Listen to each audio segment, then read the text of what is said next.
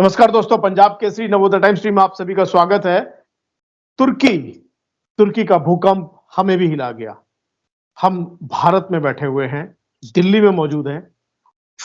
वैज्ञानिक बता रहे हैं कि ये इस भूकंप की जो भूमिका है वो कई सालों पहले से चल रही थी। अंदर ही अंदर ऐसे हालात बन रहे थे जिससे ये भूकंप आ सकता था।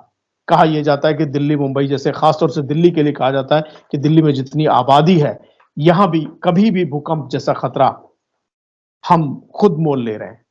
लेकिन कुछ चेहरे ऐसे हैं, कुछ लोग ऐसे हैं, भारतवंशी ऐसे हैं जो तुर्की में मौजूद हैं और तुर्की के लोगों की, या यूं कहें जो भी सामने आया उसकी मदद के लिए हाथ बढ़ा रहे हैं। जी हाँ, हमारे साथ जुड़े हुए हैं मध्य प्रदेश, दिल्ली में इन्होंने रहे हैं, दिल्ली में भी काम किया है, और मध्य प्रदेश के बुरहानपुर के रहने वाले दीपेंद्र ग्रहण, जो कि तुर्की में है इस समय, तुर्की के गोरेमो में है और हमारे साथ जुड़े हुए हैं। दीपेंद्र, नमस्कार। पंजाब केसरी नमस्कार सर। नवोदय में आपका स्वागत है।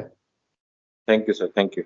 अभी आप जो है जो जहां पे भूकंप आया है, जो पीड़ित जहां पे एपिक सेंटर है उससे बहुत नजदीक है, शायद 1.5-2 घंटे की ड्राइव है, और जी आप वहां पर जो है एक उद्यमी हैं, आप एक एंटरप्रेन्योर हैं, आप वहां पे होटल और रेस्टोरेंट चलाते हैं। अभी वहां जी के हालात कैसे हैं और आप किस तरीके से मदद कर रहे हैं लोगों की? सर, अब हालात तो ऐसे हैं कि ऑलमोस्ट सारी टीम पहुंच चुकी है वहां पर लोगों को निकालने के लिए। लेकिन इतनी ज़्यादा ठंडी है कि थोड़ी-सी लोगों को दिक्कत हो रही है वहाँ पे काम करने में। और अब सर्वाइवल के चांसेस बहुत कम हैं। हालाँकि कल भी कुछ ज़िंदा लोग निकल आए। तो सर्वाइवल चांसेस अब कम हो गए हैं, तो अब तो मोस्टली डेड बॉडीज़ ही निकलेंगी। और जैसा कि मैंने बताया आपको, वहाँ पे ठंड इतनी है कि लोगों का सर्वाइवल मुश्किल हो रहा है, क्योंकि वहाँ पे ना ही इलेक्ट्रिसिटी है, ना ही गैस है। तो कुछ भी नहीं है। लेकिन हाँ, अब इतना है कि लोगों की हेल्प से सारा ऑलमोस्ट सामान वहाँ पर पहुँच गया है।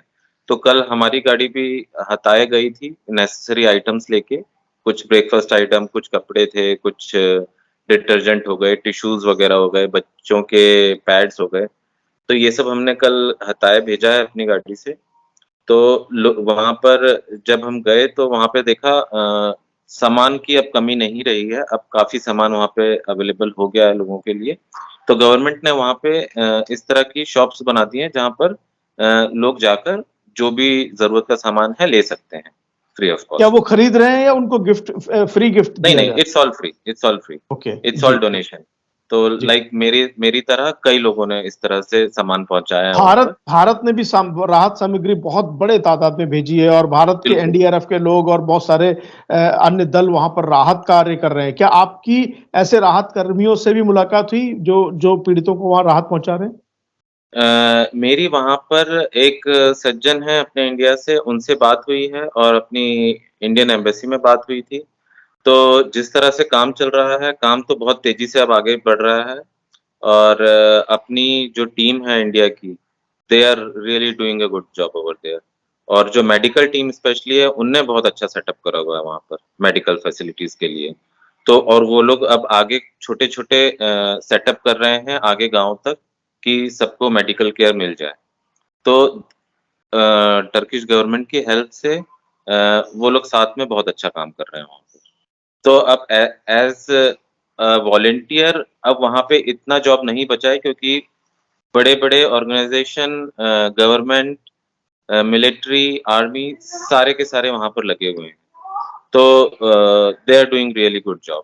लेकिन अब जो चैलेंज है वही है कि जो वहाँ के लोग जो बेघर हो गए हैं, उनके लिए क्या हो सकता है? उनके लिए कहाँ पे अकोमोडेशन हो सकता है? उनके लिए कहाँ पे खाना हो सकता है? अब चैलेंज दीपेंद्र, बस यही आपने है। आपने अपनी आंखों से देखा है वो मंजर। जाहिर है हमारे दर्शकों के भी रोंगटे खड़े हो रहे होंगे जब याद आ रहा होगा। क्या आप हमें बता सकते हैं कि अब तक लगभग कितनी हजार शव जो हैं वो वहां से, उस पूरे इलाके से निकाले जा चुके हैं? क्या पूरा गांव, पूरा शहर तबाह हो गया है? किस तरीके के पूरा सब हालात हैं वहां पर? पूरा खत्म है। जो 1-2 बिल्डिंग जो जो भी खड़ी भी हैं, तो वो इस कंडीशन में है कि कोई अंदर नहीं जा सकता उसको। उसको जी। डिमोलिश ही करना पड़ेगा। हम्म। तो ये हम्म। सिचुएशन है वहाँ पे। हम्म। तो लोगों का जो सामान है, जो जो भी चीज़ें हैं उनकी, ज्वेलरी हो, चाहे कपड़े हों, तो वो सब कुछ खत्म है, मतलब अब वो कुछ रिकवर नहीं हो सकता क्योंकि अंदर जाके कुछ भी सामान लाना इट्स अ रिस्क। तो लोगों के पास जो कपड़े बदन पर थे वही कपड़े हैं और इतनी बड़ी ठंड में वो लोग बाहर बैठे हुए हैं। तो कई दीपेंद्र, लोगों को आप तो तो वैसे चूंकि वहां मूव कर रहे दिया हैं। गया है। जी, आप वहां रहे हैं, जो जिस जगह पर ये सबसे ज्यादा नुकसान हुआ है, वहां पर कितने भारतीय परिवार थे? क्योंकि कल भी एक भारतीय की वहां से का शव मिला है। जी, चंद्रिका जी थी, उनका वहाँ पे शव मिला है और जी। अपने गाज़ियान्टेप में एक फैमिली थी। तो वो लोग सेफ हैं, वो लोग गवर्नमेंट स्कूल में उनको रहने के लिए मिला हुआ था, तो दे आर ऑल सेफ और कोई भी इंडियन नहीं था। एक अपने विजय कुमार करके हैं मलातिया में, एक उनकी डेड बॉडी मिली है। वो शायद होटल में काम करते थे, I am not exactly sure. तो एक उनकी डेड बॉडी मिली है। बाकी इंडियन कोई भी नहीं था वहाँ। टर्की में टर्की के यहाँ पे जो दिल्ली में एम्बेसडर हैं, राजदूत हैं, उनसे मेरी बात हुई। बहुत खुश थे, उन्होंने बहुत इस बात के लिए शुक्राना अदा किया कि भारत जो है वो सबसे पहले एक दोस्त की तरह सामने खड़ा हुआ। तुर्की में इस समय भारत को लेकर के किस तरीके के सेंटिमेंट्स आप देख रहे हैं? और क्या इस हादसे से पहले के जो सेंटिमेंट्स थे, उससे कुछ बेहतर हालात दिख रहे हैं? सर अभी उस टर्म्स में बात करें तो लोग रियली एप्रिशिएट कर रहे हैं इंडिया की हेल्प एंड ये क्योंकि पहली बार इतना बड़ा स्टेप हुआ है, तो they are really happy with the contribution of India. और देखिए, in terms of public, general public, वो हमेशा से ही क्लोज रही है इंडिया के। ऐसा कभी भी नहीं था जो हमारे रिलेशंस को लेके ऐसा कुछ भी भेदभाव कुछ भी नहीं था, क्योंकि मैं बिल्कुल, इतने हमारे साल 75 रह साल रहा हूँ। पुराने रिलेशन है इनसे। जी, हम लोग जी, के जो इनके हम लोग इस बार क्योंकि सेलिब्रेट। अपनी बेसिक सभ्यता यहाँ पर भी सेम है। जी, और भी पुराने, बल्कि नहीं, माफ़ करना, 75 साल नहीं, और भी पुराने संबंध हैं हमारे इनसे। जी, हाँ। जी, बिल्कुल सही बात। अब आप किस तरीके से वहाँ पे सहायता कर रहे हैं? आपके क्या होटल में आप लोग किस तरीके का काम कर रहे हैं? क्या क्या भारतीय लोग आते हैं वहाँ पर आपके यहाँ? सर वैसे इंडियन एज़ अ टूरिस्ट तो काफ़ी लोग आते हैं, लेकिन हाँ, इंडियन यहाँ पर रहने वाले कोई भी नहीं है। तो अभी जो हम हेल्प कर रहे हैं, जो वहाँ से लोग आ रहे हैं, उनको अपने होटलों में फ्री स्टे दे रहे हैं और फिर अपने रेस्टोरेंट्स में खाना खिला रहे हैं फ्री। आज भी जी, एक तो इस तरह से काफ़ी होटलों ने अपने डोर ओपन कर दिए हैं लोगों के लिए। एक और होटल है जहाँ पे अभी 65 लोग रुके हुए हैं, जिनका भी जस्ट हमने लंच भेजा है उनके होटल पर। तो इस तरह से हम लोग जिसके हाथ में जो है वो अपनी तरफ से हेल्प कर रहा है। और जहाँ तक लोगों के मूवमेंट की बात है तो कप्पाडोकिया पास है उस जगह से, तो गवर्नमेंट ने अलग-अलग सिटीज़ अलॉट कर दी हैं, सिटी वाइज़, कि महाराष्ट्र के जो लोग हैं वो अंताल्या मूव हो रहे हैं और जो हताय के लोग हैं वो लोग कुशलसी की तरफ मूव कर रहे हैं। तो इस तरह से एलोकेशन कर दिया है। यहाँ पर भी काफ़ी सारे गवर्नमेंट हॉस्टल्स अब खुल गए हैं, जिसमें ये लोग सर्वाइव कर सकते हैं। तो बेसिकली अब ये हो रहा है कि जो भी लोग आ रहे हैं, जैसे कल हमारी हताय से गाड़ी आई थी, तो वहाँ से जो जिनको ट्रांसपोर्ट नहीं मिल रहा था, हम 15 लोगों को लेकर आए और अपने होटल में रखा। तो अभी वो 2 दिन हमारे होटल में रहेंगे because they have to apply for the accommodation in the government and they will take them to the government accommodation after that. तो मतलब अभी जितना हम कर सकते हैं, हमने उनको 2 दिन का स्टे दिया है, फिर वो लोग मूव करेंगे, फिर दूसरे लोग आएँगे, फिर जब तक उनको अकोमोडेशन नहीं मिलता, वो लोग हमारे यहाँ पर रहेंगे, खाना खाएँगे। तो इस तरह से हम लोगों की हेल्प कर रहे हैं और ऑफ कोर्स अभी हमारी एक गाड़ी हमने मलातिया भेजी है, वो भी काफ़ी इफ़ेक्ट हुआ है वो एरिया। तो अभी हमारे शेफ़ लोग और वेटर लोग स्टाफ सारा गया है वहाँ पर सामान लेकर, तो ज़रूरत के जो सामान हैं, वो हमने वहाँ पर भी पहुँचाए। तो इस तरह से हम लोग काम कर रहे हैं फ्रेंड इन और नीड, फ्रेंड इन हम डीड। नहीं, मतलब ऑलमोस्ट हमारी तरफ ऑलमोस्ट सब लोग, एवरीबॉडी इज़ जी। कंट्रीब्यूटिंग। हमारे अगर हम कहें, भारतीयों के वहाँ कई होटल हैं और भारतीय हमेशा बड़े अच्छे मेज़बान होते हैं, इसमें कहीं कोई शक नहीं। और कितने लोग हैं जो होटल वहाँ पे चला रहे हैं? कितने होटल हैं जो भारतीय होटल है और वो इस तरीके की गतिविधियाँ कर रहे हैं? नहीं सर, कोई भी नहीं है। इंडिया से कोई भी अच्छा, नहीं है जो होटल चला रहे हैं, जी। तो आप अकेले हैं स्पेशली वहाँ इस पर? एरिया में। कपाडोकिया में मैं एक अकेला इंडियन हूँ और मेरे 3 शेफ हैं जो कि इंडियन हैं। जी, बाकी जी। इंडियन कोई भी नहीं है पॉपुलेशन।